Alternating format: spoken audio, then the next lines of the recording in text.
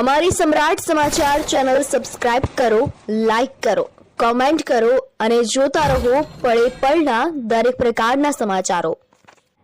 તળાજા નજીકના વિસ્તારમાં અચાનક આગ ફાટી નીકળતા લોકોમાં દોડધામ મચી જવા પામી હતી। આ બનાવની વાત કરવામાં આવે તો તળાજા નજીક શેત્રુંજી નદી હાઈવે પરનો પુલ પસાર કરતા પાતીમાના પાટિયા પર આવેલ દેવીપૂજક પરિવારોની વસાહતમાં કાંટાની વાડમાં અચાનક આગ ફાટી નીકળી હતી, જેને લઈને લોકોમાં નાસભાગ મચી હતી।